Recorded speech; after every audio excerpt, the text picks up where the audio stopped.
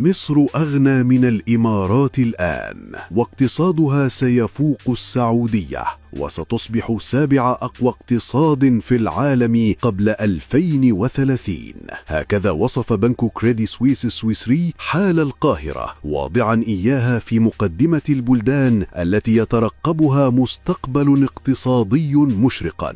على خلاف ما يظنه كثيرون، أكد التقرير أن مصر ليست عرضة لمشكلات بسبب الديون، وأن أصولها التي قاربت 1.5 تريليون دولار يجعلها في المركز 32 بين الدول الأغنى في العالم، متفوقة على دولة بحجم الإمارات وكل بلدان إفريقيا. لكن التقرير لم يكتفي بالإشارة إلى الأصول المصرية التي تعزز موقفها، بل سلط الضوء على أن الناتج المحلي لمصر ينتظر طفرة غير مسبوقة خلال 3 سنوات من الآن، ما سيدفع مصر في الترتيب إلى المراكز ال5 الأولى. في عام 2028 تستطيع مصر صناعة آلة واحدة ثمنها 500 مليون دولار، ويمكنها إنتاج مئات الآلات منها في ظرف سنة واحدة، والسر هنا اقتحامها مجال الكوارتز. يقول التقرير: تمتلك مصر رئيس شجاع لا يخشى ما يقال عنه، ويقتحم مناطق لم يجرؤ سابقوه على مجرد التفكير فيها. هنا الحديث عن قرار التوقف عن تصدير المادة الخام،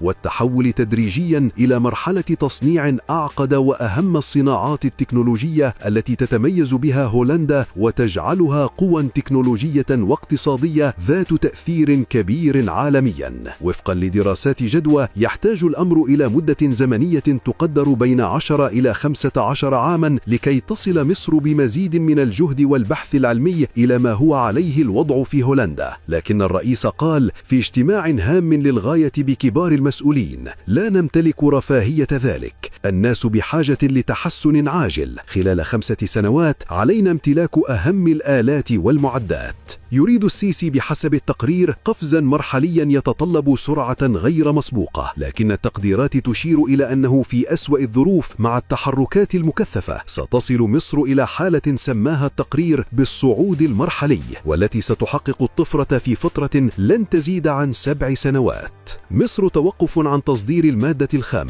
وبدأت في مرحلة تصنيع متوسط القيمة، وعند 2030 ستنتقل إلى الصناعات المعقدة، وهنا يمكنها امتلاك أصل جديد بمئات المليارات من العدم، مع ارتفاع عملاق في الناتج المحلي ودور عالمي أكبر في التكنولوجيا. ستصنع مصر الطاقة الشمسية وتصدرها للعالم، وستصنع الإلكترونيات البسيط منها والمعقد أيضا، وستكون نقطة تصدير غاية في الأهمية للعوازل الصناعية، وتريد أن تتحول إلى مورد عالمي ومركز إقليمي لإمداد العالم بتلك الصناعات. تأتي هذه الطفرة إلى جانب توسع صناعي على الأرض غير مسبوق، وتزايد عدد السياح العام الجاري 20 مليون سائح، مع خطة جديدة تستهدف مضاعفة العدد الحالي في 2026 مع افتتاح المتحف المصري.